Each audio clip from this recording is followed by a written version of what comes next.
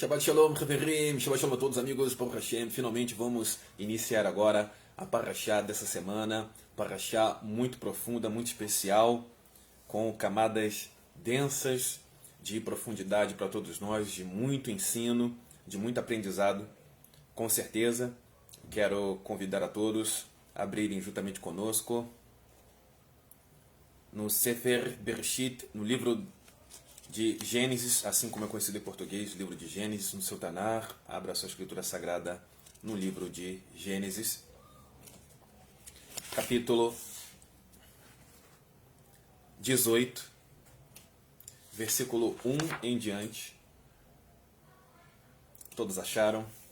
Sefer Bereshit, livro de Gênesis, capítulo 18, versículo 1 em diante.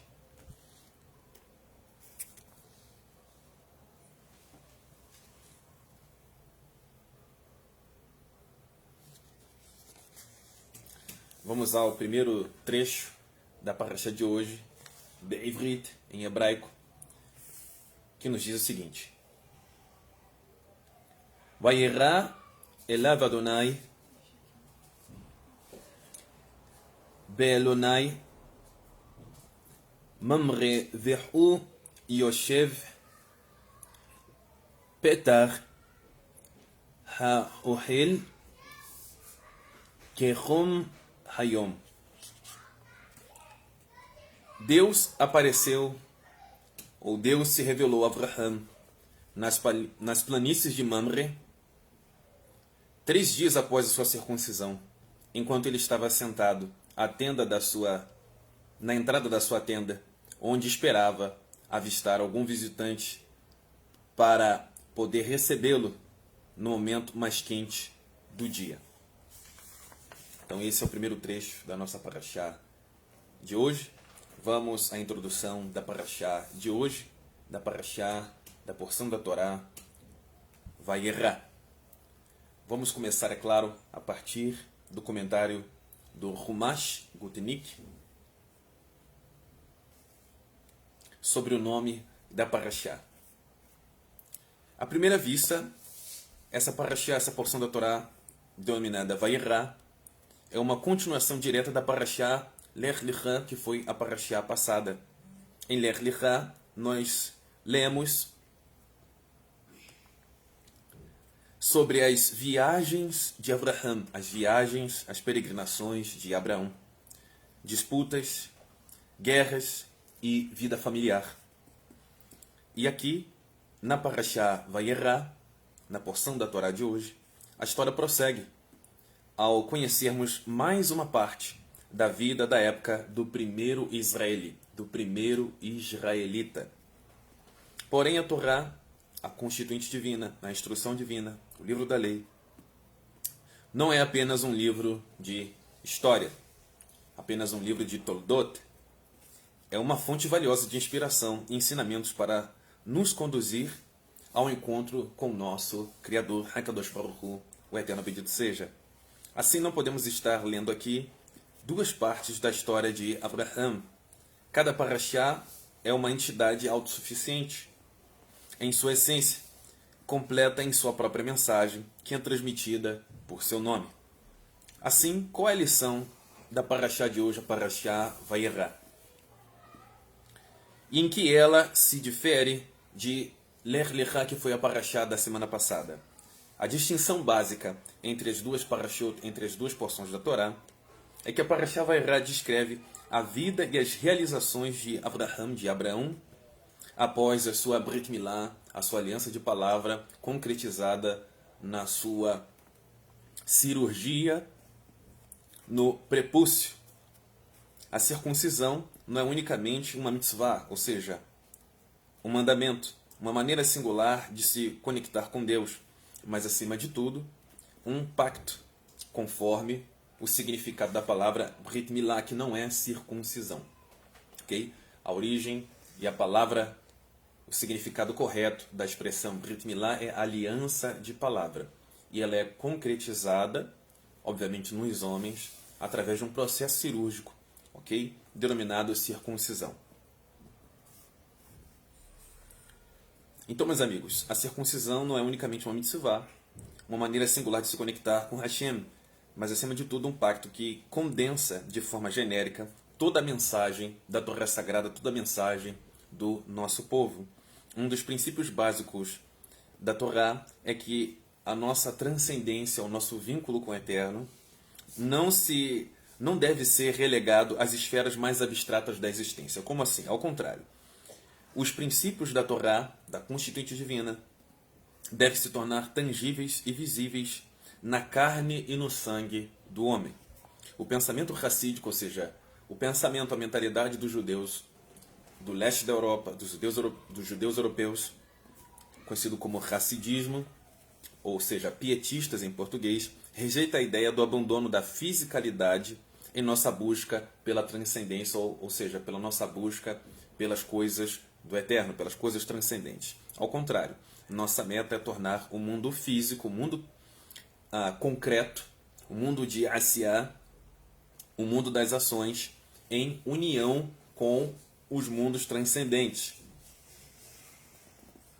E isso ocorre de modo vívido e efetivo no pacto da circuncisão ou no pacto da Brit Milá, da aliança de palavra, que é um contrato com o Eterno, aonde a transcendência associada a uma mitzvah, a um mandamento, se torna permanentemente marcada na carne do homem.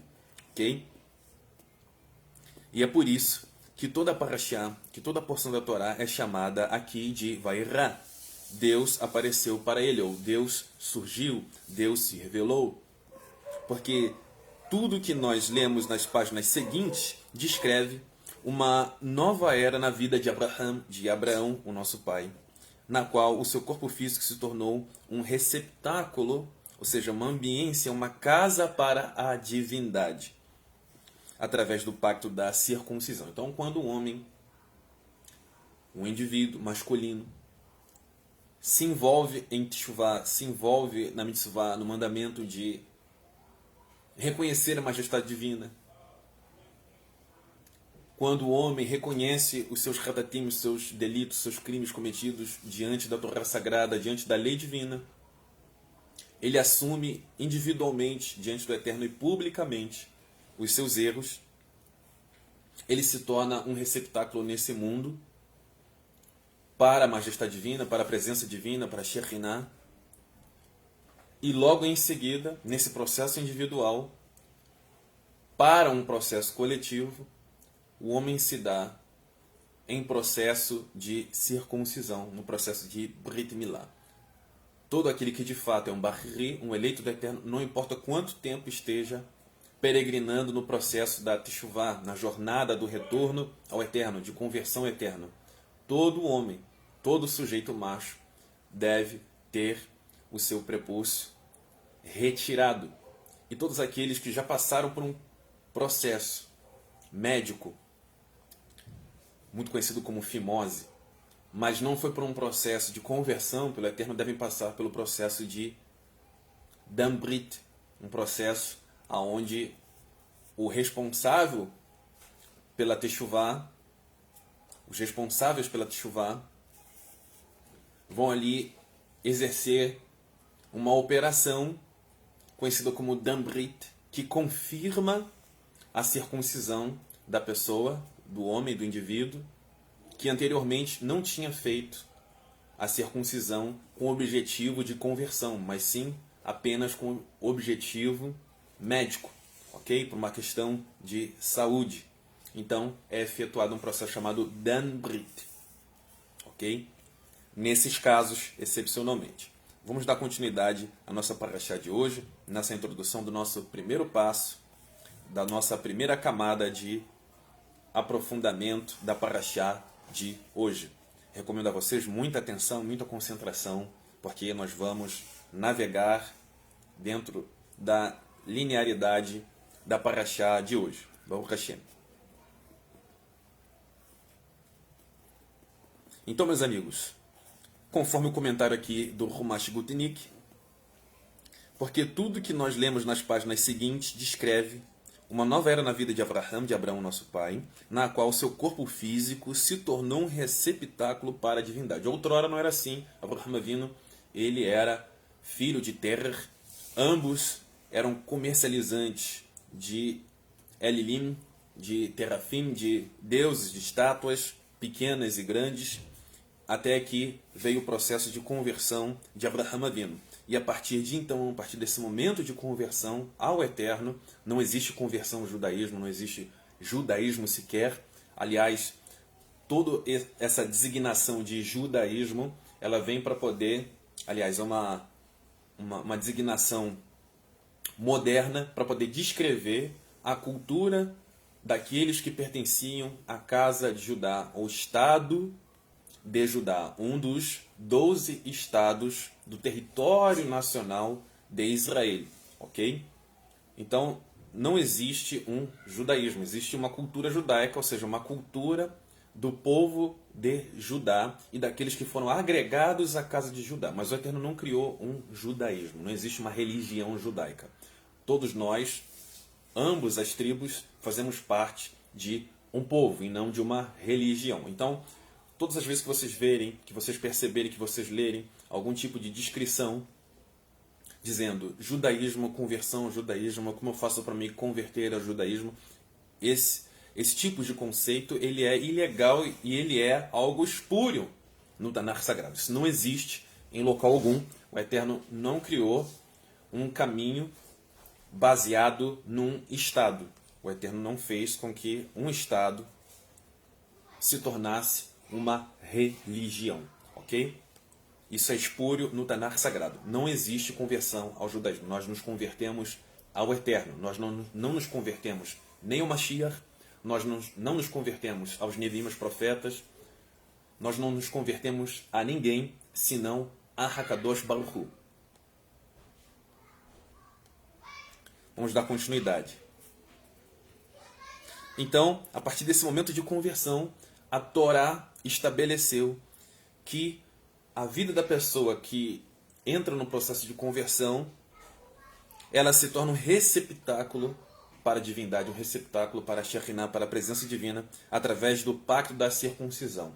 Então, a partir desse momento estabelecido pela Torá, estabelecido pelo Eterno, é que uma pessoa de fato deve ser considerada um receptáculo, que um homem deve ser considerado um receptáculo de fato, concretamente, um receptáculo da Shekhinah, da presença divina. A lição para nós. Como descendente de Abraham, todas as tribos, como descendentes de Abraão, a presença de Deus é muito evidente em nossas vidas. Baruch Hashem, por essa razão, é que até mesmo as crianças se sentem naturalmente atraídas em beijar, por um exemplo, as mezuzot, que são aquelas caixinhas, aliás, que são os textos pequenos, contendo ali os 10 mandamentos, as 10 falas, dentro de um aron, aliás, de uma caixinha, para depositar ali, pregado do lado direito da porta, dependendo da localidade, do lado esquerdo da porta, essa caixinha contendo esse pequeno rolo, escrito à mão por um sofer, por um escriba, e o nome desse item, desse utensílio sagrado, que é uma mitzvah, um mandamento, é chamado de mezuzah, no plural mezuzot. Então, a exemplo aqui cita o comentário dos sábios, aqui nesse Humash, nessa edição do Gutnik. Até mesmo as crianças se sentem naturalmente atraídas a beijar uma mezuzah e também dizer uma bênção, etc. Assim, ao lermos a Torá como Deus apareceu para Abraão, devemos nos conscientizar de que Deus também aparece, se mostra para nós. A única diferença geral é que para Abraão foi dada a capacidade de ver isso com os seus olhos. O Eterno manifestou uma fagulha da sua presença para Abraão. Mas, como descendente de Abraão, não deveríamos nos satisfazer com a presença invisível de Deus. nós deveríamos clamar e perguntar: por que Deus mostrou-se a Abraão e não se mostra para nós? Então, o comentário introdutório finaliza com essa pergunta. E esse comentário está baseado em Likutei Sirot, volume 11, página 49. Sirat Parashah Vayera, que foi escrito no ano 5752, nós estamos no ano 5783. Basta uma rápida contagem, um rápido cálculo e vocês vão saber em que ano foi desenvolvido esse comentário no calendário civil. Ok, meus amigos, vamos então finalizar esse primeiro passo do nosso aprofundamento da Parashá de hoje. O subtítulo da Parashá de hoje não é outro senão a Emuná sem Ma'asim. Muitas pessoas já ouviram falar nessa frase, nessa expressão, de uma outra maneira, de uma maneira mais popular, que é a fé sem ações, ou a fé sem obras é morta. Esse é o subtítulo da Parashá de hoje, a Parashá Vayera. Continuando aqui os comentários do Humash Gutnick, nós vamos ter aprofundamento sobre todas essas questões. Então, muita paciência. Vamos lá, pessoal.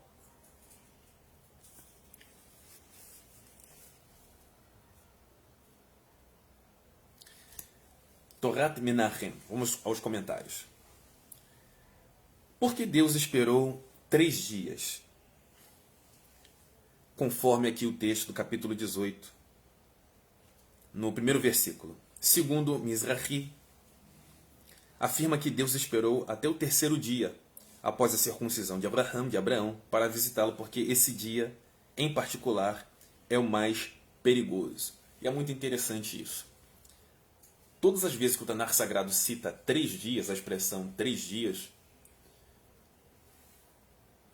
essa expressão ela contém um significado muitíssimo profundo e complexo, porque ela trata de questões temporais da nossa existência até o ponto de tensões durante a história, durante as gerações e também na vida de indivíduos, nas nossas vidas. Ao ponto que a expressão 3º dia representa um momento de muita tensão. Todas as vezes que o Tanar Sagrado cita 3º dia, é um momento de muita tensão, de muito aperto, de muita provação. E logo após esse momento nós temos uma transição. Todas as vezes que o Tanar Sagrado, a Escritura Sagrada, fala sobre 3º dia, logo em seguida nós temos uma grande mudança, uma transição, tanto no aspecto macro, no aspecto maior, como no aspecto mínimo nas nossas vidas. Na vida de cada pessoa, nós temos um momento de grande tensão, um momento de grande mudança, e o Tanar Sagrado contém essa expressão de 3º dia. Nós podemos discorrer sobre isso num outro momento, porém, a complexidade é tão extensa sobre esse assunto que nós vamos continuar discorrendo sem grandes aprofundamentos sobre essa questão de 3º dia. Mas o mais importante que nós precisamos aqui aprender é que 3º dia, essa expressão, refere-se ou significa um momento de grande tensão, um momento de mudança após uma grande circunstância de tensão. Então, conforme o texto de Abraão, a Torá nos apresenta a história de Abraão. No momento, conforme comenta o Midrash, Abraão estava, na verdade, no 3º dia da sua Brit Milá, da sua circuncisão. A partir do momento que Abraão concretizou a sua aliança com o Eterno, retirando o seu prepúcio, o 3º dia desse processo cirúrgico da circuncisão é conhecido como o processo mais doloroso. O 3º dia é o dia onde a dor se atenua ali no local onde foi feito a cirurgia. Então esse é o significado de terceiro dia, no sentido mais superficial, nessa parte da Parashá, nessa parte inicial. E continuam os nossos sábios investigando esse primeiro texto da Torá, da Parashá de hoje. Mizrahi afirma que Deus esperou ter o terceiro dia após a circuncisão de Abraham para visitá-lo, porque esse dia em particular é o mais perigoso. Daí a explicação que foi compartilhada aqui agora há pouco. Porém, essa solução é problemática, uma vez que a questão de se o segundo ou terceiro dia é o mais perigoso é discutida entre os comentários no Talmud, que é a literatura fonte da Rabbanut, da literatura rabínica. Assim, a solução de Mizrahi só seria válida de acordo com as opiniões que sustentam que o terceiro dia é mais perigoso que o segundo, de acordo com as outras opiniões que declaram ser o segundo dia o mais perigoso. Uma explicação se faz necessária. De fato, o próprio Rashi, um dos grandes investigadores da Torá, de abençoada memória, em seu comentário para o Talmud, segue essa última opinião no Tratado de Shabat 134b. A mitzvah de visitar o doente se aplica a todas as pessoas doentes, e não somente aos que estão em grave perigo. Assim, até mesmo se alguém aceita a afirmação de Mizrahi, de que o terceiro dia é mais perigoso, ela ainda falha ao explicar por que Deus não visitou Abraão no segundo dia depois de sua circuncisão. Mas se esse fosse um momento menos perigoso, aliás, mesmo que esse fosse um momento menos perigoso, segundo Or HaChaim, declara que Deus não visitou Abraão imediatamente para não chamar a atenção. Entretanto, isso é difícil de ser aceito porque, certamente Deus é capaz de visitar uma pessoa reservadamente.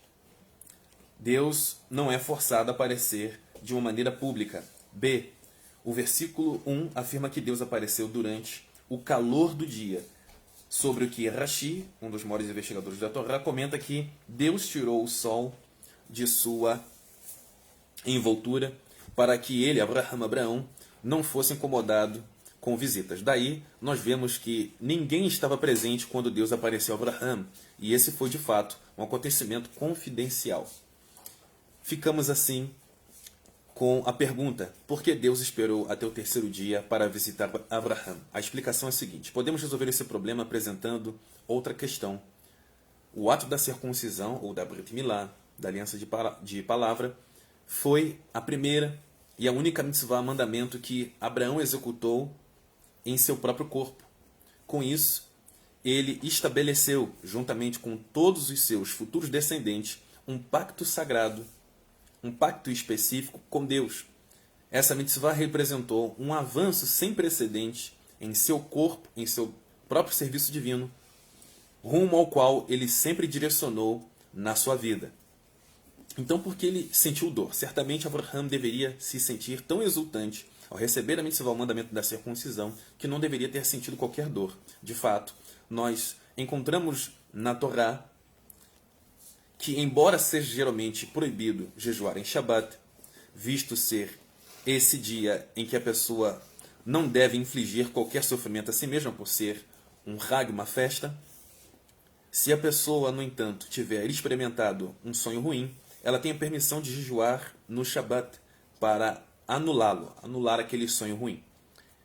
Isso porque essa anulação por meio de jejum causa, de fato, prazer e não sofrimento à pessoa, uma vez que ela se encontra muito abalada pelo sonho ruim que ela teve.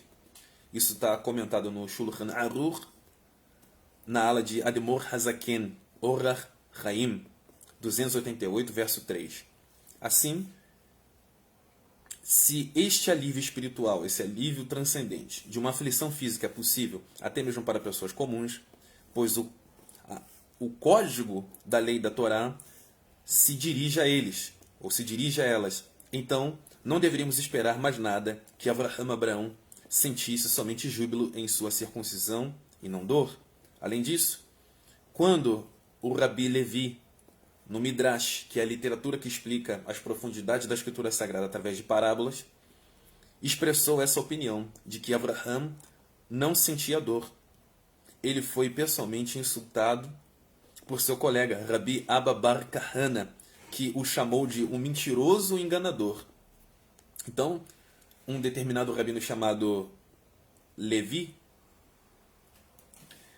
foi chamado de enganador e mentiroso por outro rabino, o rabino Abba bar Kahana, porque esse rabino Levi disse que Abraham não sentiu dor devido ao tamanho regozijo que ele estava sentindo, tamanha simcha que ele estava sentindo, alegria no momento da circuncisão, por receber o mandamento, a mitzvah da circuncisão. Outra coisa também que o rabino Levi declarou é que, segundo a interpretação dele, Abraão, ele não circuncidou.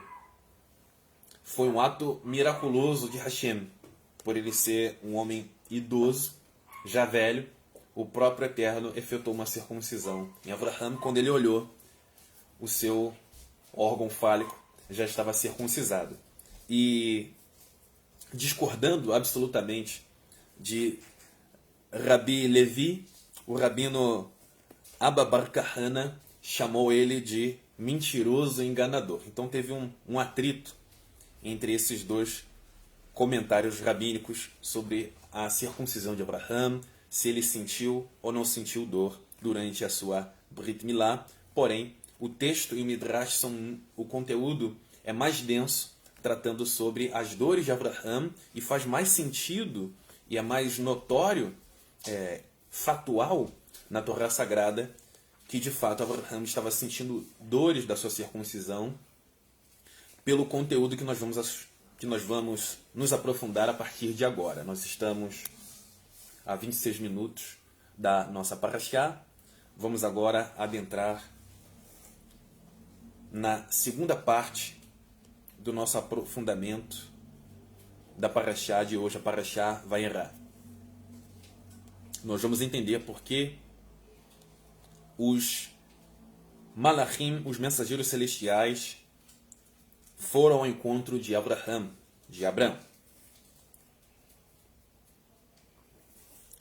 Vamos à página 101.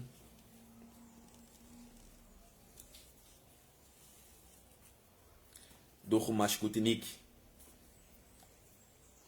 Faíscas da Hassidut. A Kabbalah, que é uma disciplina do quarto nível de interpretação da Torá, do nível de Sod, fala que 50 portões de compreensão transcendente, 49 dos quais podem ser alcançados por uma pessoa como resultado de sua própria iniciativa, ou seja, do seu próprio esforço. O 50º portão final, ou o portão de número 50, é então concedido por Deus. Ao se circuncidar, Abraão alcançou o maior grau de perfeição transcendente que ele possivelmente poderia atingir como ser humano. E o 49º portão, e adoeceu de anseio pelo 50º portão. Isso está aludido no fato de que rolé, termo hebraico para pessoa doente, tem o valor numérico, conhecido como Gematria, nome dessa disciplina, sobre significados das letras, tem o valor numérico de 49. Então Deus apareceu para ele, ou seja, Vairá, Deus se revelou para Abraham, revelando o 50º portão de compreensão transcendente e curando assim sua doença transcendente. E como a doença física de Abraão era um reflexo de seu descontentamento transcendente, ou conhecido em português popularmente como espiritual, a revelação divina curou fisicamente também. Uma última palavra sobre essa questão. Quando o rabino Rashab tinha 4 ou 5 anos, e ele aprendeu que Deus se revelou para Abraão, ele começou a chorar e reclamou ao seu avô, o Tzemach Tzedek, um rabino muito conhecido na história da casa de Judá. por que Deus não se revela a mim? Assim, o Rebbe Rashab, exclamou. O Tzemach Tzedek respondeu: quando um Yehudi decide se circuncidar, quando o homem está em processo de teshuvá e ele decide se circuncidar, com a idade de 99 anos, ele merece que Deus se revele a ele. Ou seja, na verdade, uma consequência natural da parte da graça e da misericórdia do Eterno, que o Eterno se revele a uma pessoa, a um homem, que se dá em processo de teshuvá, de Brit Milá, de circuncisão, aos 99 anos de vida. O fato do rabino anterior, o Rabi Yosef Yitzhak de Lubavitch, tornar essa história pública é uma prova de que ela contém uma lição prática para a educação de todas as crianças, e não apenas para indivíduos excepcionais como o Rabino Rashab.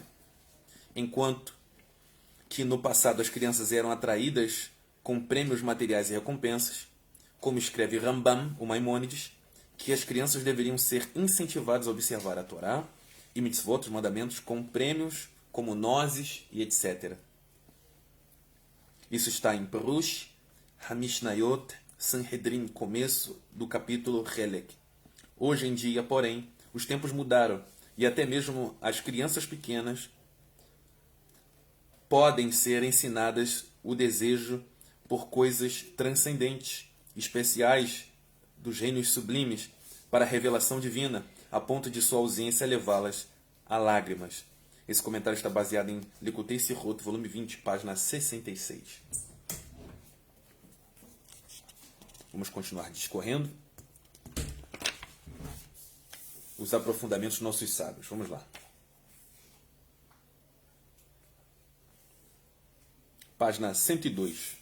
Questões clássicas. Como poderia Abraão ter servido carne e leite, lá no versículo 8, juntos? Segundo Da'at Zekenim, Rashi, de abençoada memória, escreve que Abraão os serviu aos poucos, à medida que cada item era preparado, conforme o versículo 8. Assim, ele não serviu carne e leite juntos. Para quem leu a Parashá, para quem estudou a Parashá, com certeza deve ter percebido que Abraão prontamente buscou cuidar dos peregrinos, que na verdade eram Malachim, mensageiros celestiais, portanto anjos, e serviu a eles um banquete, e nesse banquete tinha carne, manteiga, leite. Então, muitas pessoas poderiam se perguntar, por que Abraão, aquele que o Eterno se utilizou como referência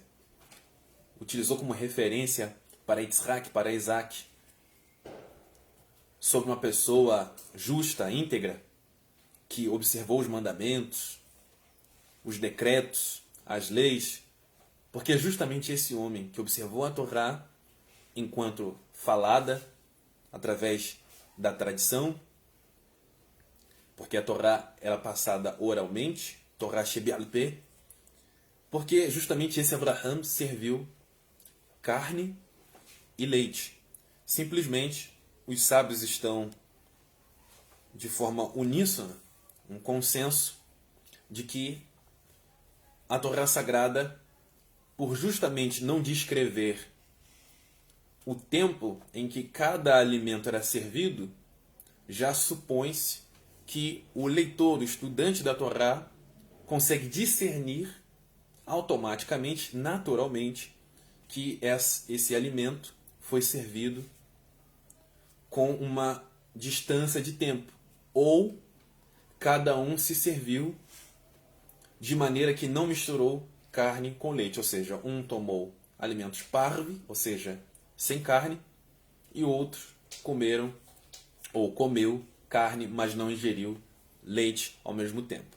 Então, em ambas as explicações, nós temos essa questão óbvia que os malachim, obviamente os anjos, não misturaram carne com leite. Baruch Hashem.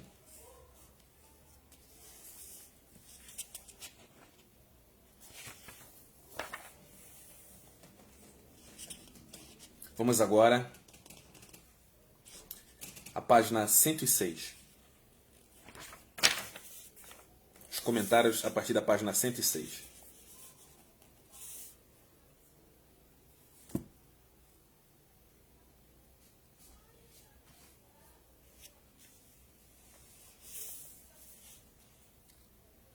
Qual era o clamor de Sidom, ou seja, de Sodoma? Versículo 20 e 21. Conforme Rashi, um dos maiores investigadores da Torá, literalmente ele significa o clamor da terra. Nossos sábios, porém, interpretam-no como o grito de uma certa menina, a quem os sodomitas mataram de forma horrível, porque ela deu comida a um homem pobre, conforme descrito no tratado de Sanhedrin, capítulo Relek. O Talmud diz o seguinte: havia uma certa menina escondida que escondia pão em sua jarra quando ia buscar água, e quando ninguém estava olhando, dava esse pão ao pobre. Quando isso foi descoberto, os sodomitas cobriram-na com mel e a colocaram em cima do muro da cidade. Abelhas vieram e devoraram. Isso está lá, e a devoraram. Isso está lá no comentário, no tratado de Sanhedrin 109b, e também comentários de Rashi sobre o mesmo texto. O clamor de Sidom. Última palavra. Embora o povo de Sidom, de Sodoma, transgredisse todas as mitzvot dadas a Noé, como descreve Radak, não obstante seu maior ratat e seu maior delito diante da Torá, pelo qual foi decretada a sua destruição, foi o fracasso em praticar a caridade ou a justiça social. O Tanakh Sagrado, a Escritura Sagrada, declara isso explicitamente, abre aspas, este era o ratat, o delito, o crime de Sidom, de Sodoma. Eles não estenderam, aliás, a mão ao pobre e ao necessitado. Está em Ezequiel, capítulo 16, versículo 49. Essa é a referência do verdadeiro motivo pelo qual a cidade de Sodoma e Gomorra foram destruídas. Em contraste com Abraão, que instrui seus filhos e sua casa depois dele, agindo com caridade e justiça, conforme o versículo 19 aqui. Isso, no entanto, suscita a pergunta: por que dar caridade não é uma das 7 leis de Noar, conforme a página 19 aqui, na edição do Rumash Gutnick? Diversas possíveis soluções poderiam ser sugeridas. As leis de Noar, conhecido como as leis noéticas, são uma codificação de proibições e não de mitzvot positivas. Assim, a caridade, um ato positivo, não foi incluído conforme Hidushei Haran para Sanhedrin, Tratado de Sanhedrin, Tratado de Sinédrio 56b. E b. A obrigação de dar caridade e justiça social está incluída na obrigação de estabelecer tribunais de justiça, o que, em um sentido mais amplo, significa manter todas as formas de bem-estar social, conforme Rambam Maimônides para o capítulo 34, versículo 13. E c. O Rambam Maimônides, no entanto, escreve explicitamente que caridade normalmente se vai relacionada aos goim, conforme o seu tratado de Heluchot Melachim, capítulo 10, versículo 10. Então, de acordo com Rambam, com Maimônides, pareceria que Sodoma, foi castigada, não só porque eles não davam caridade, mas sim porque se opunham a dar caridade, como no caso da menina que foi assassinada por alimentar o pobre, lá naquele Midrash no Talmud. Ou seja, como as pessoas foram colocadas na Terra para promover a civilização, se elas ativamente se opõem ao bem-estar social, elas negam a si mesmas o direito de existir. Assim, de acordo com todas as opiniões, é necessário promover a prática da tzedakah, da justiça social, da caridade, entre as nações.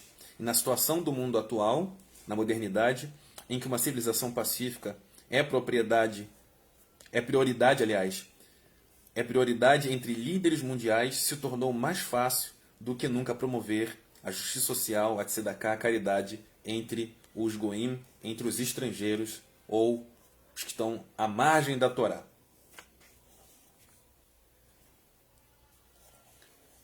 aqui no capítulo 18, versículo 20, nós temos um dado muito importante que sempre deve ser trazido na leitura e no estudo da Parashá Vairá, que é o seguinte: Vayomer Adonai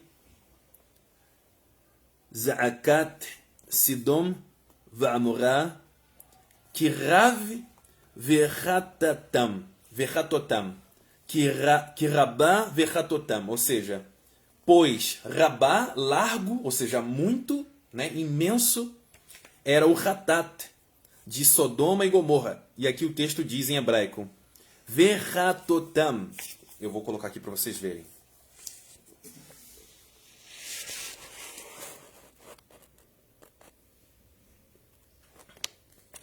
Verhatotam. Rabá Verhatotam. Ou seja, Sodoma e Gomorra, eles tinham conhecimento da Torá Sagrada. A Torá Shebi'al Peh, a oralidade da Torá, o ensinamento oral da Torá, era conhecido para todos os habitantes de Sidom e Amorá, Sodoma e Gomorra.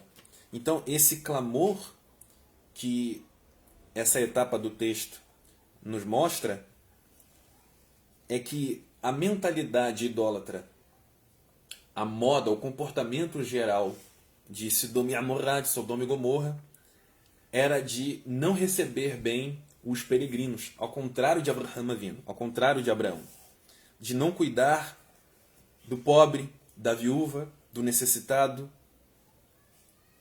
Eles eram completamente egoístas e buscavam o benefício próprio e não de outrem e não de outras pessoas.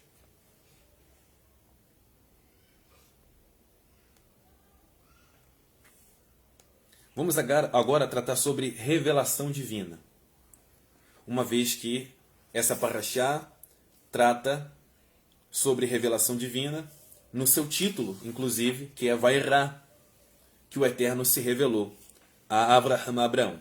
Nos dias atuais, muitos alegam terem recebido, ou percebido, ou ouvido, ou sentido uma queriá, ou seja, um chamamento, um chamado do Eterno para a conversão. Mas para que possamos compreender de maneira profunda a Parashá Vairá, devemos notar o padrão da Torá, o padrão da lei divina, sobre como o Eterno se revela aos seus Bahrim, aos seus eleitos. As ocasiões especiais onde o Eterno se revelou aos seus Sadikim, seus justos, em todo o Tanar, em toda a Escritura Sagrada. De modo genérico, Hashem, de modo geral, o Eterno demonstrou sua presença em circunstâncias onde seus Avadim, seus servos, estavam desempenhando em diversas intensidades algum tipo de trabalho ou ação. Isso é muito interessante. Nesse novo ciclo de leitura da Torá, nós precisamos ter em mente, adicionar ao nosso conhecimento da Parashá Vairá, esse padrão que o Eterno estabeleceu de revelação. De maneira geral, quando nós vamos observar o Tanar Sagrado, a Escritura Sagrada, após o momento de legítima revelação e não um delírio, né, muitas pessoas deliram, infelizmente. Muitas pessoas dizem, eu tive uma revelação do Eterno, eu tive um sonho, eu ouvi uma música, eu percebi algo, eu tive uma visão, uma halom, enquanto estava acordado. Algum tipo de fenômeno transcendente ocorre na vida da pessoa, ou aquilo que pode ser chamado também de milagre, um tipo de sinal, de siman. A pessoa interpreta que é um chamado, uma queriá do Eterno. Prontamente, nós devemos fazer o quê? Respeitar e analisar esse tipo de relato e observar os frutos desse tipo de relato, desse tipo de testemunho. E nós vamos entender aqui, na Parashá Vairá, como de fato ocorre uma revelação divina.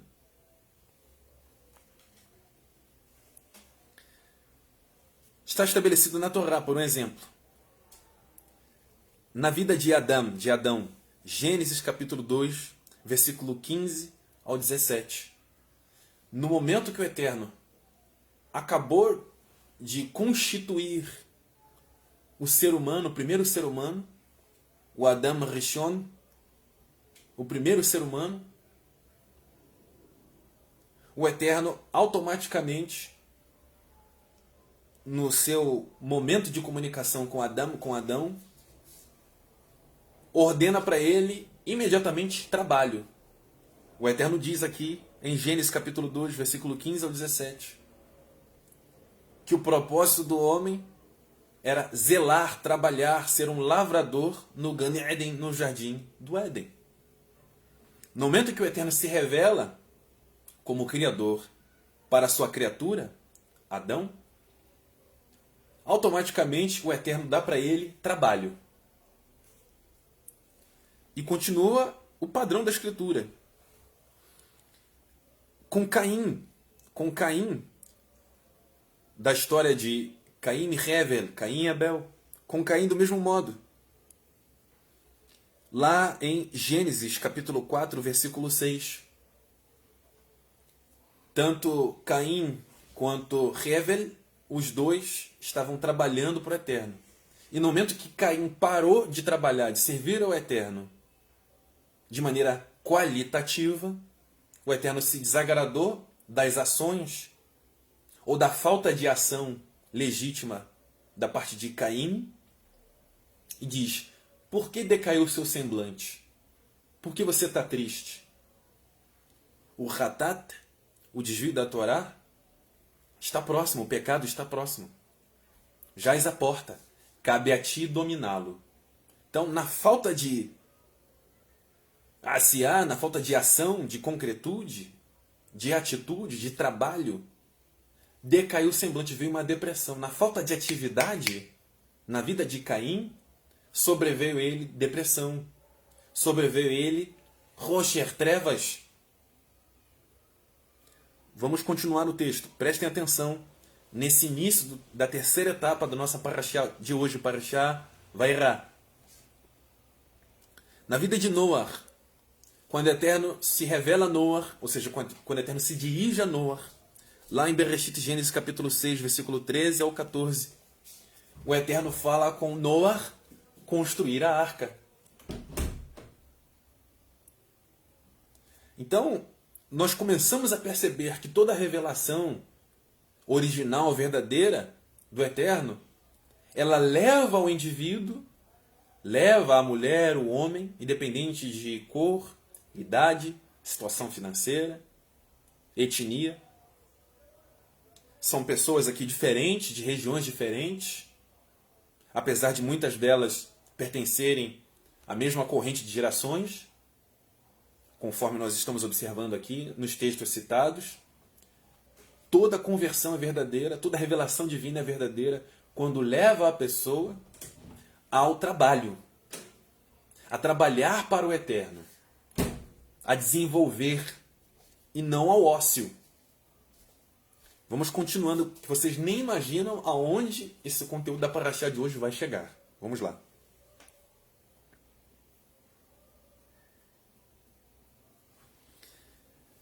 Então, continuando, citamos aqui Noah,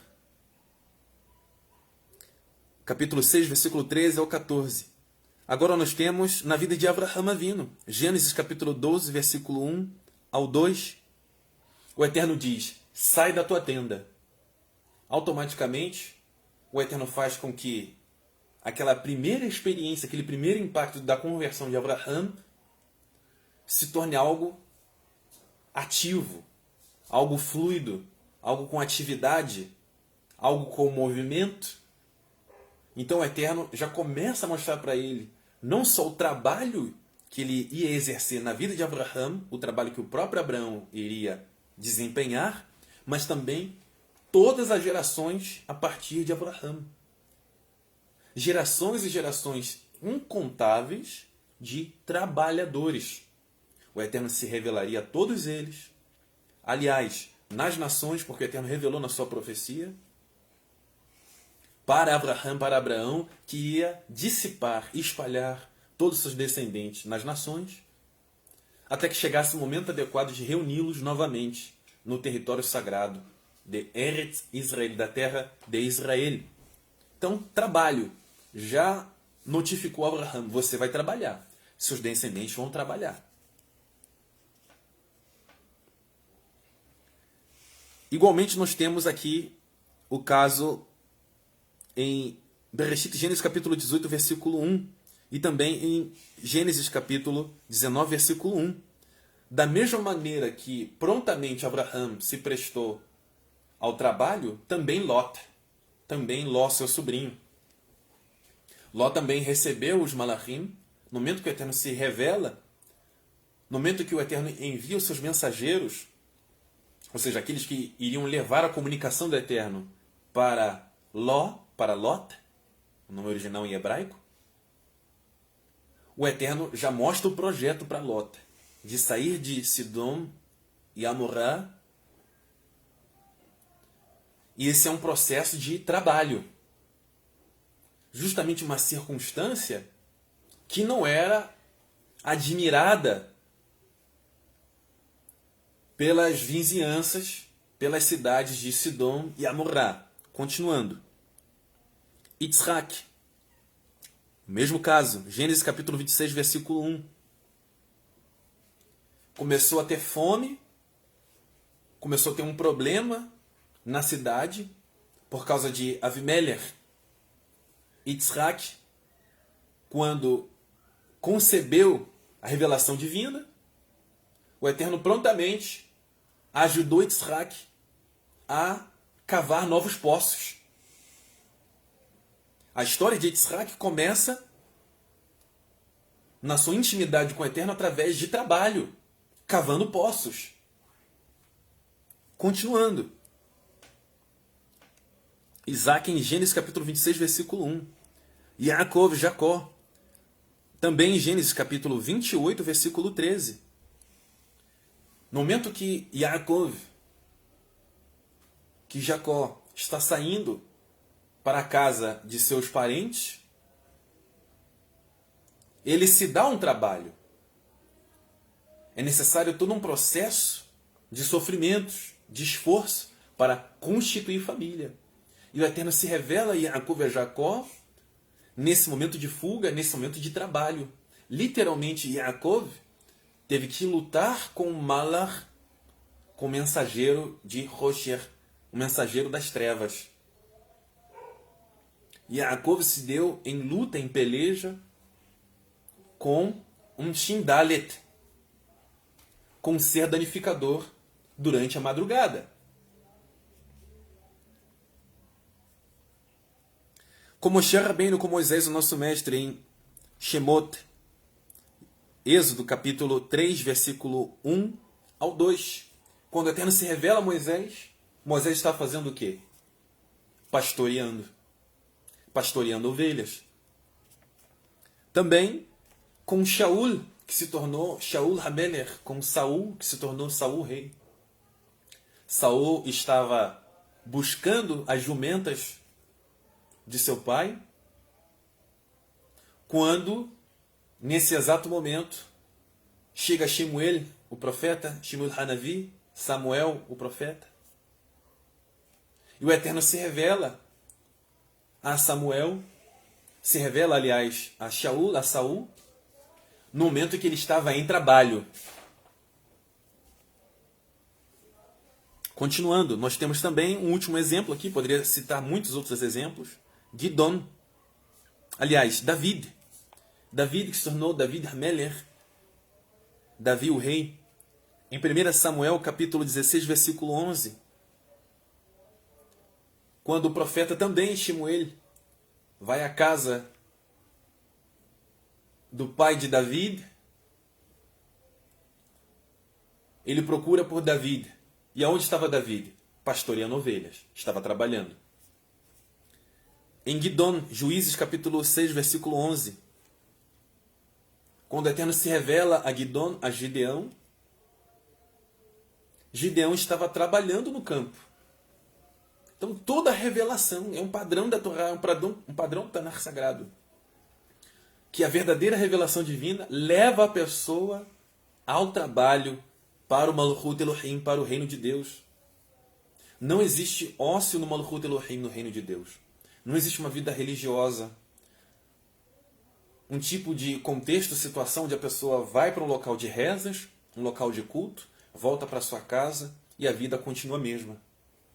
A pessoa não consegue se conectar ao eterno no trabalho, no curso, nos momentos de esforço, nos momentos de tensão.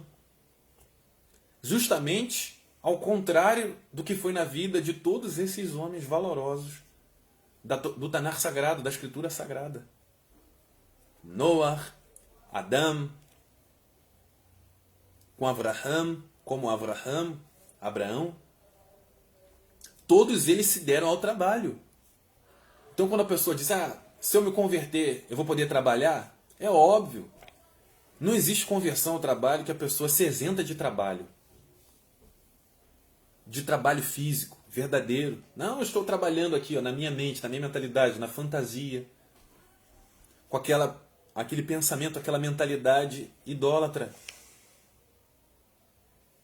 Que a pessoa reza, que a pessoa se torna aparentemente reverente ao eterno, somente no aspecto de rezas, de culto, de canções, de orações, mas se isenta da vida pública, se isenta da vida das questões sociais, na política, no curso, no trabalho, nas suas obrigações sociais. A pessoa se isenta. E isso não tem nada a ver com a Torá. Nós devemos elevar e trazer a presença divina em todos os aspectos, em todos os espaços das nossas vidas, assim como fizeram esses homens. Porque nós viemos a esse mundo de Olam Hazé, esse mundo presente, esse mundo de Asiá, o mundo das ações, se não para promovermos trabalho.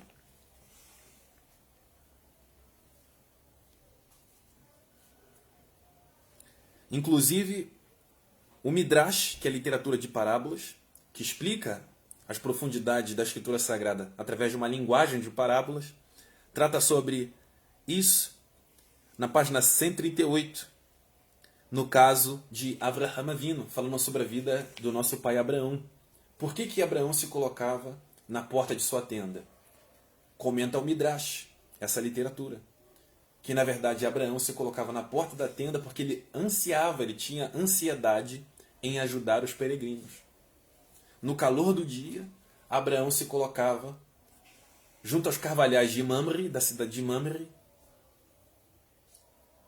e esse carvalhal tinha a propriedade milagrosa de perceber pessoas justas. Quando uma pessoa justa passava, um peregrino passava e essa pessoa era justa, não era um ladrão, um bandido, Abraham não era estúpido, idiota, não dava pérolas aos porcos, Abraham prontamente ajudava esses sadiquim, essas pessoas justas, pobres, passando algum tipo de dificuldade, e ele cuidava dos pés, lavava os pés dos peregrinos, alimentava os peregrinos, levava para sua casa, cuidava deles, obviamente a partir de um critério, um processo criterioso, aonde esse carvalhal de Mamre tinha essa habilidade, essa propriedade de salientar, de notificar quando pessoas justas passavam ali à frente da tenda de Abraão, Avinu, nosso pai Abraão. Então Abraão ajudava essas pessoas. Por isso, a atitude de Abraham, quando recebeu aqueles homens, porque o Tanakh sagrado, a Torá sagrada, não diz malachim, diz ish, diz homem, diz homens, anashim, e não malachim. Mas nós sabemos que se tratavam de mensageiros do Eterno, malachim, disfarçados de homem. Existem momentos no Tanakh sagrado onde os malachim são chamados de homens, porque estão trajados de carne, trajados de humanidade. Então, por isso, esse comportamento de Abraham, sempre solícito em trabalhar para o outro, trabalhar numa função coletiva, partindo do individual, de um desenvolvimento individual, para um desenvolvimento coletivo, pensar também nos outros. Essa era a atitude, essa identidade, a natureza de Abraham. Um homem de Hesed, um homem de misericórdia, que se tornava até severo para praticar Hesed, misericórdia. para os tzadikim, para os justos, obviamente. Conforme todo o texto da Torá discorre sobre a vida de Avraham. Ele lutava pelos justos, um homem criterioso e, não, obviamente, um homem de devaneios, que não sabe diferenciar a mão direita da esquerda, uma pessoa justa de uma pessoa injusta. Quando o Eterno resolve destruir a cidade de Sidom e Amorá, automaticamente Avraham, ao saber desse propósito divino, ele busca interceder pelos tzadikim, pelos justos, 50, 40, 30, 20, 10 justos. Mas não aqueles que cometiam injustiça, que estavam à margem da Torá. Avraham prontamente estava ansioso em interceder pelos tzadikim. Então, é uma mentalidade de Torá, ou seja, uma mentalidade criteriosa e não uma mentalidade abobada.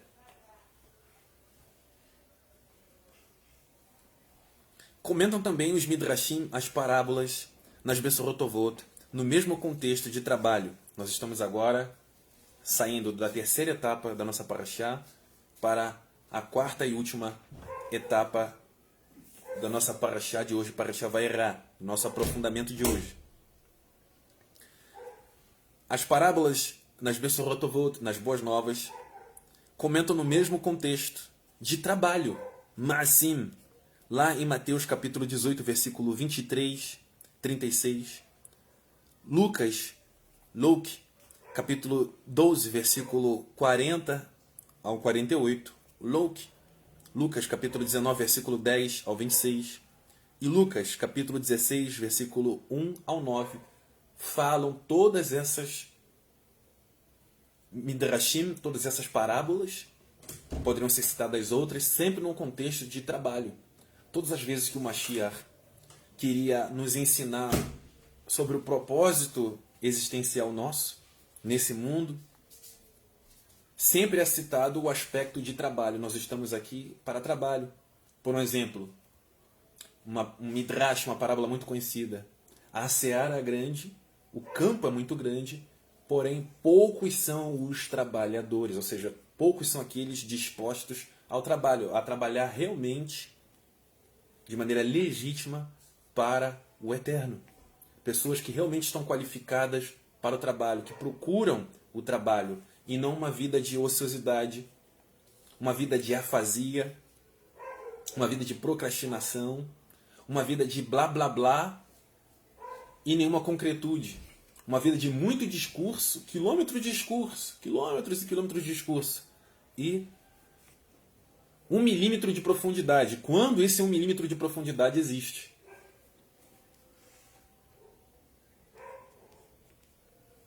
O padrão da Torá é que toda revelação incorra em mudança de vida, na vida do indivíduo, o elevando essa pessoa a um nível pessoal, de um nível pessoal, para um patamar de trabalho coletivo, um engajamento caracterizado por uma identidade nacional. A vida da pessoa agora tem um compromisso, uma necessidade de se unir aos outros Haverim, aos seus Ahim, seus irmãos e amigos. Uma identidade nacional, um senso de patriotismo pelo Am Israel, pelo povo de Israel, conforme nós temos estudado desde a Parashá Bereshit, de semanas passadas. A partir do momento que o Baal Teshuvah, que é a pessoa que está em processo de conversão ao Eterno, se envolve em mitzvot e mandamentos, naturalmente sua jornada atinge o propósito congregacional, o propósito de Kehilá, de comunidade, unindo a sua emuná, a sua confiança no Eterno, com a de seus Haverim. Não existe emuná, não existe fé verdadeira, legítima, se ela não estiver aliada a um compromisso coletivo, uma vida coletiva, uma vida em Kehilá, uma vida em comunidade, uma vida sinagogal, uma vida congregacional. Comentam as Ketuvim Netzarim, os textos nazarenos. Estamos a 1h04, estamos daqui para o final. Em Ugeret Rav Yohanan Hashaliach, primeira carta de João, o emissário, capítulo 2, versículo 3 ao 11. Prestem atenção, ouçam bem. Temos certeza,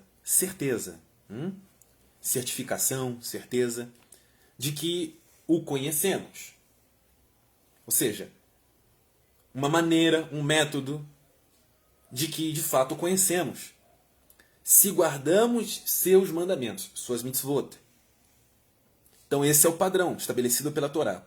Aquele que afirma, eu o conheço, tem intimidade, ligação, e não obedece seus mandamentos, suas mitzvot, é mentiroso. Esse é o padrão. Não há outro adjetivo senão é mentiroso nessa situação. E a verdade, emet, não está nele ou nela. Mas todo aquele que guarda sua palavra, neste amor de Deus, se a pessoa realmente ama a Deus, tem verdadeiramente se aperfeiçoado. Como assim? E dessa forma, sabemos que estamos nele. Maneira, forma, método. Quem declara que permanece nele também deve andar como ele andou, se referindo ao Mashiach, aos seus ensinamentos da Torá. Como é que ele andou? Como é que ele procedeu? Cumprindo a Torá, cumprindo as mitzvot. De uma forma coletiva. O Mashiach não era um palhaço, um maluco, um mongoloide, um presepeiro que ficava espalhando ensinamentos de biscoitinhos da sorte, aqui e ali, fazendo treta ali e aqui, um pivete, arranjando confusão com um movimento aqui, um rabino aqui, outro ali, para se aparecer. O Mashiach tinha um compromisso nacional. O Mashiach tinha um compromisso, um engajamento com o Eterno, com o Malchut Elohim, com o reino de Deus. Estava preocupado com a sua nação, não somente na sua época, mas também as gerações futuras. Por isso disse, eu não vim para os tzadikim, para os justos, para os sãos. Eu vim pelas ovelhas perdidas da casa de Israel, que estão exiladas das nações. É o texto de Ezequiel, capítulo 34. As ovelhas perdidas, desgarradas, as enfaixadas, as doentes. Ele falou, eu vim para os doentes. Então o compromisso dele era abrir mão da sua própria vida, do seu próprio conforto e estabilidade social, em prol dos demais. Então ele trabalhava ao ponto que se cansava. Na Bessorá Tová de Mordecai de Marcos, chega o momento que o Mashiach trabalhou tanto e cuidou de tantas pessoas, e trouxeram tantas pessoas que eram vitimizadas pelos Shindalet, pelos seres danificadores, por tantas doenças, porque também a palavra Shedim fala sobre doença, que o texto de Mordecai de Marcos vai dizer que o Mashiach pediu para as pessoas esperarem, que ele precisava descansar. E ele precisou dormir, porque estava exausto de ajudar tantas pessoas. Ele precisava um pouco de descanso. Era homem. Era um ser humano. Estava esgotado de tanto trabalhar. O Mashiach.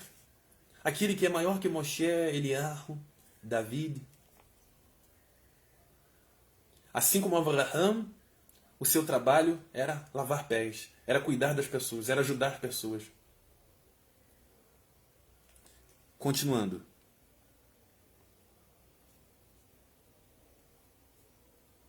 Deve andar como ele andou. O mandamento, o amor fraternal. Amados, não vos escrevo um mandamento novo, disse Yohanan João, senão um mandamento antigo, ou seja, ele não está inovando nada. É algo da Torá, o qual tendes desde o princípio, desde Bereshit que nós estamos estudando aqui. Ora, esse mandamento antigo é a palavra que ouvistes. Todavia, o que vos escrevo é um mandamento com uma amplitude, o qual é verdadeiro, nele e em vós, pois as trevas estão se dissipando e já brilha a verdadeira luz. Aquela pessoa que se diz estar na luz, ou seja, um Binei-Or, um filho da luz, mas odeia seu irmão, continua a vagar sob as trevas. Quem ama seu irmão permanece na luz, e nele não existe motivo de tropeço. No entanto, quem odeia seu irmão está nas trevas e vaga pela escuridão.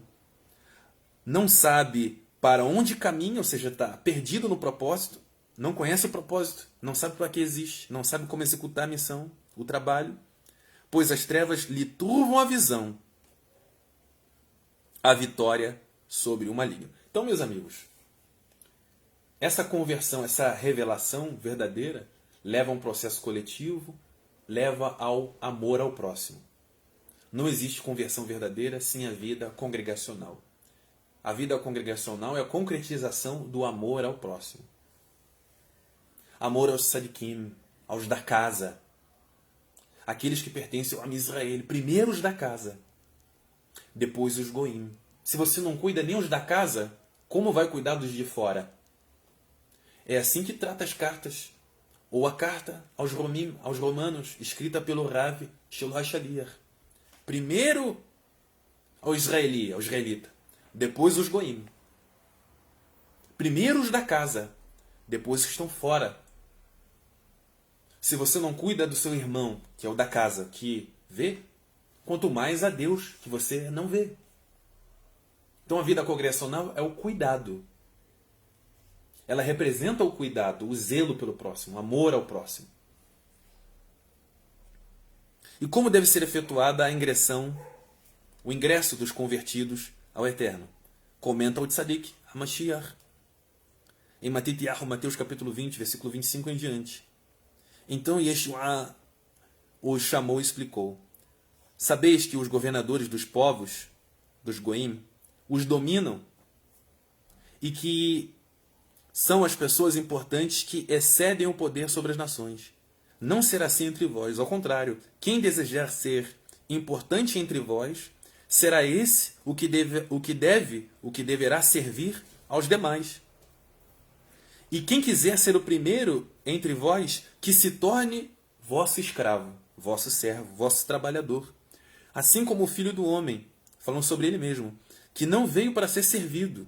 Então não existe esse aspecto, vou servir o Mashiach, vou trabalhar para ele, eu vou servi-lo, eu vou reverenciá-lo de uma maneira ilegal perante a Torá. Ele mesmo diz, assim como Ben Adam, o Filho do Homem, que não veio para ser servido, mas para servir. Servir a quem? A Kadosh Baruch Hu.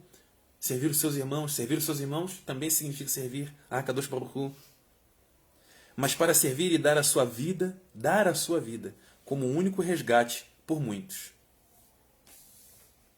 Em Mordecai, Marcos capítulo 9, versículo 35, a partir do versículo 35. Assentando-se, Yeshua reuniu os 12 e lhes ordenou, e lhes orientou. Se alguém deseja ser o primeiro, será o último e servo de todos. E conduzindo uma criança, a colocou no meio deles, e tomando-a nos seus braços, revelou-lhes: quem recebe uma dessas crianças, por ser meu seguidor, meu talmid, meu discípulo, do mesmo modo estará a mim recebendo. E qualquer que me recebe, não está apenas me recebendo, mas igualmente aquele que me enviou, seja Hakadosh Baruch Hu. Lucas capítulo 22, versículo 24 em diante. Surgiu também uma discussão entre eles acerca de qual deles deveria ser considerado o mais importante. Mas Yeshua HaTzadik lhes respondeu: os reis das nações são senhores delas, e os que excedem autoridade sobre os povos são chamados de benfeitores. Entretanto, vós não sereis assim. Ao contrário, o maior entre vós seja como o mais jovem, e aquele que governa como o que serve. Porquanto quem é o maior? O que está reclinado à mesa ou quem serve? Porventura, quem é o que está reclinado à mesa? Contudo, entre vós, eu sou como aquele que serve. Vós sois os que tendes permanecido ao meu lado durante as minhas tribulações, as minhas aflições. Assim como meu Pai me outorgou um reino, eu designo a vós, eu os dou a vós, para que comais e bebais da minha mesa no meu reino, e vos assenteis em tronos para governar as 12 tribos de Israel. Compromisso nacional. O propósito final sempre lá. Eret Israel, terra de Israel, povo de Israel.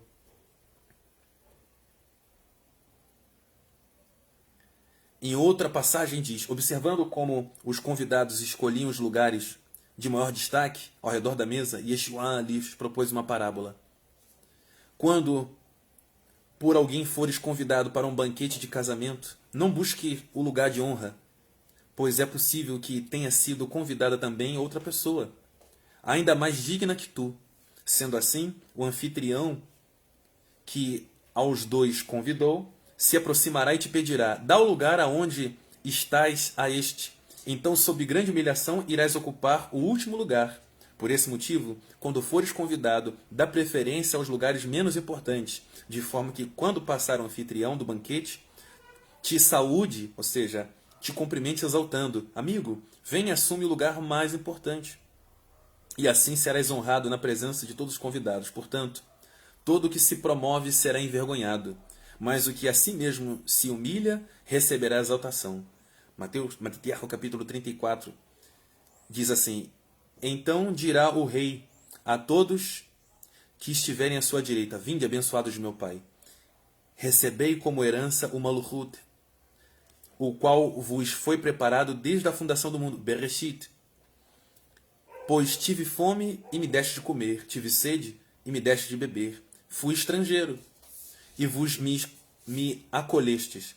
Quando necessitei de roupas, vós me visitastes. Estive enfermo e vós me cuidastes. Estive preso e foste visitar-me. Todas as passagens de Ezequiel 34, os casos das ovelhas. Então os justos, os sadiquim, desejarão saber: mas Adon, quando foi que te encontramos com fome e te demos de beber? Ou com sede e te saciamos? E quando te recebemos como estrangeiro e te hospedamos? Ou necessitado de roupas e te vestimos? Ou ainda quando estiveste doente ou encarcerado e fomos ver-te, te visitar? Então o rei, esclarecendo-lhes, lhe responderá: com certeza vos asseguro que, sempre que o fizestes para algum desses meus irmãos, mesmo que ao menor deles, a mim o fizestes. Trabalho, trabalho, trabalho, trabalho, trabalho, não em prol de si mesmo, mas em prol do outro, em prol da comunidade, em prol da Kehilá, em prol da sinagoga. E para fechar o conteúdo de hoje, eu quero convidar todos sem exceção, vamos abrir na Ugeret, na carta do Rav Ar Yeshua, o irmão do Tzadik Mashiach, Yaakov, Tiago, capítulo 2, do versículo 8 ao 26. Tiago, capítulo 2, versículo 8 ao 26. Todos juntos. Diz assim: o que acontece aqui, só para colocar um pano de fundo. Uma determinada sinagoga, aqui debaixo da instrução rabínica de Yaakov, de Jacó, Ar Yeshua, irmão do Tzadik Mashiach, eles estavam tratando com acepção de pessoas na comunidade: ricos, pobres, quem tinha mais dinheiro, quem tinha menos dinheiro, os melhores locais para quem tinha dinheiro, para quem tinha joias. Então, estava havendo ali uma corrupção na sinagoga. E aí, Yaakov escreve essa instrução rabínica para essa sinagoga. A partir do versículo 8, nós temos o seguinte: se vocês de fato mantiverem o objetivo da Torá do reino, ou seja, da constituinte, da literatura do reino, a Torá, a constituinte divina, em conformidade com a passagem que diz: ama o seu próximo como a ti mesmo, estarão agindo bem. Mas se demonstrarem favoritismo, suas ações constituirão hatat, pecado, afastamento da Torá, e serão condenados pela Torá como transgressores. Porque se uma pessoa guarda toda a Torá, mas tropeça em um só ponto, torna-se culpada de transgredi-la integralmente, assim como diz Ramban, Rabi Nachman. Está culpado de transgredi-la integralmente, totalmente. Pois aquele que disse: não adultere, também disse: não assassine. Se você não comete adultério, mas assassina, torna-se transgressor da Torá. Continuem falando e agindo como pessoas que serão julgadas por uma Torá que concede libertação. Porque o juízo será sem misericórdia para quem não tiver demonstrado misericórdia. Entretanto, a misericórdia triunfa sobre o din, o juízo. Porque o Eterno julga todos os seus sadiquim, os seus justos, para bem. Continua os critérios da Torá. De que adianta, meus irmãos, alguém dizer que tem fé, que tem revelação do Eterno, que sonhou, que ouviu uma música, que se arrepiou, que sentiu, que ouviu alguma coisa, que viu alguma coisa, viu um sinal, ouviu aquele real chamado de Deus. Do que adianta essa pessoa que diz que tem fé, que tem emuná, se não tiver ações, ma'asim, trabalho, se não tiver ações que a comprovem? Esse tipo de emuná, de fé, é capaz de salvar? Suponham que um irmão ou uma irmã não disponha de roupas e de alimento diário, e alguém lhe diga, Shalom, aqueça-se e se alimente bem, sem lhe dar nada o que necessita. A pessoa está vendo que alguém precisa, tem como ajudar, tem como trazer recurso, e fala para a pessoa assim, ó, você tem que comer bem, você tem que se aquecer, mas sabe que a pessoa não tem recurso. Fala o que a pessoa deve fazer, mas não contribui para ajudá-la. Que bem há nisso? Da mesma forma, a emuná por si mesma, se não for acompanhada de ações ma'asim, está mutá, está morta. Metá, motá, está morta. Mas alguém dirá que você tem emuná, fé, e eu tenho ações concretas. Mostre-me essa sua emuná, essa sua fé, entre aspas, sem atos, sem ma'asim, sem trabalho. E eu lhe mostrarei minha emuná por intermédio das minhas ações. Você crê que o Eterno é um? Shema Israel Adonai Eloheinu Adonai Echad? Ouça Israel, o Eterno nosso Deus, o Eterno é um? Que vantagem há nisso? Os Shendalit, os seres danificadores, também creem nisso. Esse pensamento os faz tremer de medo. Entretanto, insensato. Pessoa idólatra, mentalidade idólatra. Quer certificar-se de que a fé sem ações concretas é estéril, é impotente? Não foi Avraham Avinu, nosso pai Abraão, objeto aqui da nossa paraxá, declarado justo, um tzadik, por causa de seus atos, das suas obras, das suas ações, do seu trabalho, quando ofereceu seu filho Yitzhak e Isaac sobre o altar? Você pode ver que a emuná, a fé, cooperou com as ações, ma'asim, trabalho. Mediante as ações, a emuná foi completa, shalom, plenitude, foi completada. E a passagem do Tanar, da Escritura Sagrada, que diz, Avraham teve emuná em Deus, confiança em Deus, fé em Deus, e isso foi acreditado em sua conta como justiça, foi cumprida. Ele foi chamado até mesmo de amigo de Deus. Lá em Isaías capítulo 41, versículo 8. Veja que uma pessoa é declarada justa, um tzadik, uma pessoa íntegra, por causa de suas ações, das suas obras, do seu trabalho. E não apenas por causa da sua pseudo-emuná, do seu discurso, da sua fala. Da mesma forma, Rahav, a prostituta, também não foi decretada justa por causa de suas ações, de seu trabalho, quando acolheu os mensageiros, os shalichim, e os enviou por outro caminho? De fato, Raabe, Rahab, para quem não sabe, é Raabe, pessoal, para quem esqueceu, Raabe, na passagem de Yehoshua a Josué, quando entrou na cidade de Jericó. De fato, como o corpo sem um ruach está morto, também a emuná, a fé sem ações, sem trabalho, está morta. Então, meus amigos, a paraxá de hoje nos ensina e nos ensinou o padrão da Torá, estabelecido, obviamente, pelo Eterno, que a revelação verdadeira do Eterno, a pessoa que ouviu o chamado do Eterno, ela está pronta para o trabalho. E ela será qualificada, estará apta pelo Eterno através de esforço, trabalho, suor, para servir ao Eterno. Revelação do Eterno sem trabalho, discurso de fé, sem vida congregacional, vida em comunidade, não é revelação do Eterno. Foi delírio, foi maluquice, birutice, mas não foi da Torá. Se não é da Torá, é birutice. Se não é da Torá, é maluquice. Se não é da Torá, é delírio. Qualquer coisa idiota, menos da Torá. Qualquer coisa estúpida, menos da Torá. E é necessário que se a pessoa estiver nessa situação, ela assuma. Eu delirei, eu enlouqueci, eu perdi o senso. É necessário, senão a pessoa não sai desse estado. Se a pessoa não se reconhecer, ela não sai dessa situação. E ela vai começar a culpar todo mundo por problemas dela. Que ela criou, que a pessoa criou. Revelação divina leva a pessoa a obras. Revelação divina leva a pessoa à atitude correta de se unir aos seus ahim, aos seus kaverim, assim como fez Abraham, assim como fez todos os nossos patriarcas, a todos esses grandes homens do Tanar Sagrado, dessas grandes mulheres do Tanar Sagrado. Ruth, por um exemplo, gentia.